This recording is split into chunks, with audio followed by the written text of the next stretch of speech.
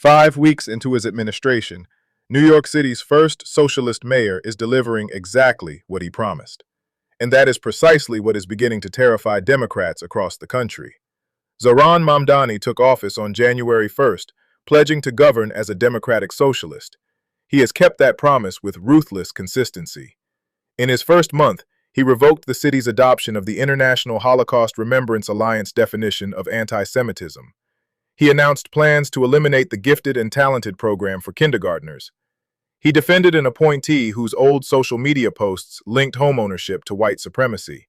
He accepted the resignation of another appointee after anti-Semitic posts surfaced. And he has surrounded himself with activists whose views on Israel, policing, and private property would have been considered fringe just a decade ago. Republicans are watching all of this with something approaching glee. They have already begun deploying Mamdani as a weapon against Democrats in every competitive House district in America. The National Republican Congressional Committee has drafted what it calls a battle plan to weaponize Mamdani as the new face of the Democratic Party. Internal polling shows he has 81% name recognition nationally and a 16-point net negative favorability rating. He is, in their telling, proof that the Democratic Party has surrendered to its socialist wing. The question now consuming Democratic strategists is whether they walked into a trap of their own making. Party leadership endorsed Mamdani in the general election. Hakeem Jeffries, the House Minority Leader, stood beside him. The Democratic Congressional Campaign Committee funneled resources to help him defeat Andrew Cuomo's independent bid. They made a calculated bet that a socialist mayor of New York City was less dangerous than allowing Cuomo to stage a political comeback. That calculation is already being questioned, and every controversial decision Mamdani makes between now and the 2026 midterms will intensify the second-guessing. The endorsement from Jeffries was not inevitable. It was a choice, and it was controversial even at the time. When Mamdani won the Democratic primary in June 2025, defeating Cuomo in a result that shocked the political establishment, mainstream Democrats faced an uncomfortable dilemma.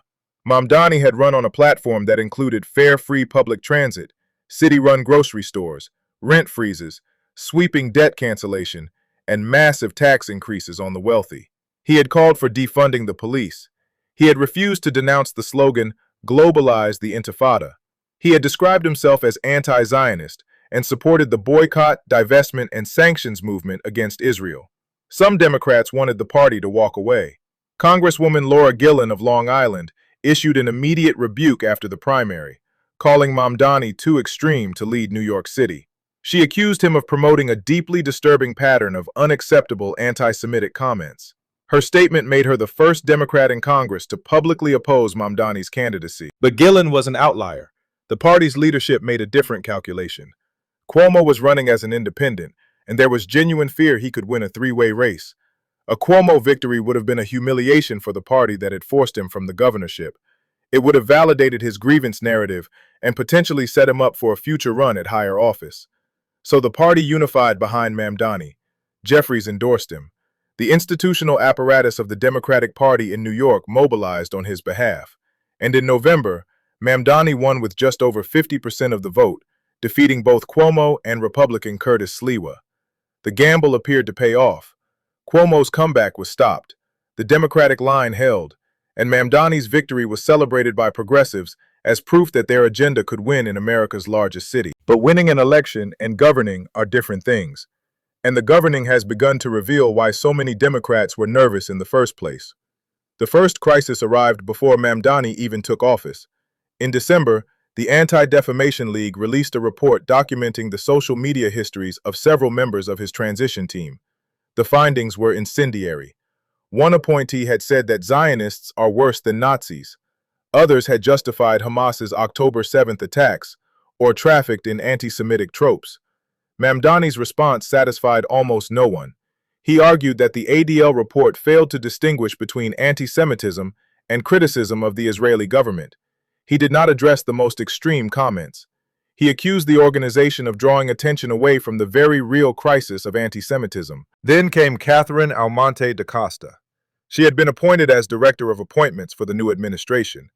Within 24 hours, the ADL surfaced old social media posts in which she had written about money-hungry Jews and referred to a subway line as the Jew train. DaCosta resigned the same day the posts became public. Mamdani accepted her resignation, but the damage was done. His administration was one day away from taking office and already losing appointees over anti-Semitism.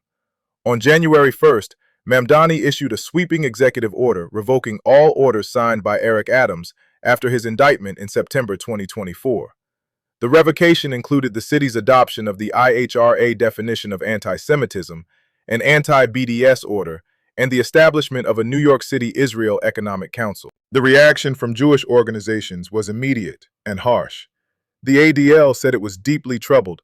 The Conference of Presidents of Major American Jewish Organizations called it a troubling indicator of the direction in which Mamdani is leading the city. A coalition of Jewish groups, including the UJA Federation, the Orthodox Union, and Agudath Israel, warned that singling Israel out for sanction is not the way to make Jewish New Yorkers feel included and safe. The Department of Justice weighed in. Assistant Attorney General for Civil Rights Harmeet Dillon announced that the federal government would be extremely vigilant as to any and all violations of religious liberties in NYC. The threat of federal investigation hung over the new administration from its first hours. Mamdani has since taken steps to address concerns. He kept the mayor's office to combat anti-Semitism in operation. He rushed to the Chabad headquarters in Crown Heights after a man rammed his car into the building in late January. And this week, he appointed Felisa Wisdom, executive director of the progressive Zionist group New York Jewish Agenda, to lead the anti-Semitism office. But Wisdom's appointment has its own complications. Before joining New York Jewish Agenda, she worked for an organization that pushes for secular education reforms in Hasidic yeshivas, a position that has earned deep enmity from Orthodox communities. Some Orthodox leaders called the appointment deeply misguided. Others were more pointed, noting that Orthodox Jews are disproportionately targeted in anti-Semitic hate crimes, and questioning why Mamdani would choose someone with a history of antagonizing their community. The pattern is becoming clear. Every attempt Mamdani makes to moderate or reassure generates its own controversy. His coalition is too fractured, his past positions too documented, his appointees too ideologically committed for him to simply pivot to the center the way previous mayors have done. And now comes the gifted and talented fight, which threatens to be even more politically damaging. Mamdani has announced plans to eliminate the city's gifted and talented program for kindergartners, delaying entry until third grade. The proposal revives an agenda that Bill de Blasio pursued and ultimately abandoned after encountering fierce parental opposition. The politics of this issue are treacherous. The Gifted and Talented program serves only about 18,000 students, roughly 2% of the city's public school population. But those students and their families are intensely organized, politically engaged, and disproportionately concentrated in the kinds of neighborhoods that determine citywide elections. A survey by Parent Leaders for Accelerated Curriculum and Education found that 68% of parents oppose ending kindergarten entry to the program. Among parents who will be applying to the system in the next 4 years, opposition rises to 73%. And when asked what they would do if the program is eliminated, nearly half said they would not enroll their children in New York City public schools. 26% said they would pursue private, parochial, or charter options. 20% said they would move out of the city entirely. Critics of the proposal include education watchdog groups that spent years in court defending the program against claims that it was discriminatory. Defending Education, which won that legal battle, warned that Mamdani's plan could strip advanced learning opportunities from high-achieving, low-income students. Sarah Parshall-Perry, the group's vice president, called the proposal the height of hypocrisy, coming from someone who was born into affluence and attended costly private schools. The hypocrisy charge has particular resonance because Mamdani himself attended the Bronx High School of Science, one of the city's elite exam entrance high schools.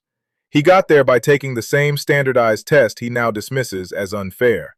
The path that lifted him is the path he proposes to narrow for others. Mamdani's office has pushed back, arguing that the administration opposes testing 5-year-olds, but is not eliminating advanced learning opportunities across all grade levels. But the distinction is unlikely to satisfy parents who see the kindergarten program as the foundation of their children's academic trajectory. Former Mayor de Blasio acknowledged in hindsight that his own attempt to eliminate the program was a strategic blunder. "What were we thinking?" he said last year. Mamdani appears determined to repeat the same mistake. The political implications extend far beyond New York City. Republicans have been explicit about their plans to use Mamdani as a cudgel against Democrats in competitive districts nationwide. The NRCC memo obtained by Axios describes Mamdani as anti-police, pro-defund, anti-capitalism, and anti-Israel extremist.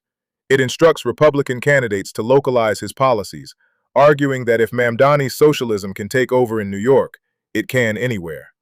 The memo calls his election proof that Democrats are no longer running from the socialist label, but embracing this toxic agenda.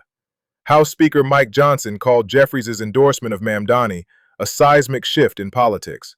Republican Congressman Mike Lawler, who represents a swing district in the Hudson Valley and is considering a run for governor, warned that Democrats now face a brutal political dilemma. If they own Mamdani's views, voters will not take kindly to them. If they disavow them, their base will revolt. The dilemma is real, and Democrats have not figured out how to navigate it. Congressman Tom Suozzi, a centrist Democrat from Long Island, wrote an op-ed acknowledging that Mamdani correctly diagnosed the core issue confronting most Americans, namely that the economy is not working for them. But Suozzi argued that Mamdani's solutions are the wrong answer. The last thing New York and other blue jurisdictions need is higher taxes, Suozzi wrote. People are already fleeing cities and states with sky-high taxes. Suozzi's framing captures the bind Democrats are in. They recognize the economic discontent that powered Mamdani's rise. They understand that voters are frustrated with housing costs, healthcare costs, and stagnant wages. But they do not want to be associated with the socialist remedies Mamdani proposes. The problem is that distancing from Mamdani risks alienating the progressive base that delivered his primary victory. More than 100,000 people volunteered for his campaign. They knocked on 3.1 million doors. They made 4.6 million phone calls. That energy does not simply disappear, and it will not be directed toward candidates who repudiate the movement it represents. Larry Sabato, the University of Virginia political scientist, warned that Democrats may already be nearing the limits of how far left they can lean without alienating the broader electorate. They reached it during Biden, Sabato said, and they certainly reach it if they try and parallel what Bernie or AOC are doing, or now Mamdani. That does not fit most districts. It does not fit most states. Meanwhile, Mamdani continues to govern exactly as he said he would. In his inaugural address, he declared that he would not abandon his principles for fear of being deemed radical. He quoted Bernie Sanders. He spoke of taxi drivers and restaurant servers, hospital workers and subway operators. He framed the mainstream Democratic Party as one that lacked imagination and ambition. His early actions have matched the rhetoric. On his fourth day in office, he announced rental rip-off hearings in every borough to give tenants a platform to testify against landlords. He issued executive orders requiring homeless shelters to meet health and safety standards within 45 days. He ordered city agencies to inventory and streamline fines and fees on small businesses. He personally appeared on the Williamsburg Bridge with a shovel to fix a cycling hazard. Some of this has earned grudging praise even from skeptics. An opinion piece in the Washington Square News argued that Mamdani is proving he is up to the challenge. His handling of a January snowstorm was described as effective, pragmatic, and disciplined.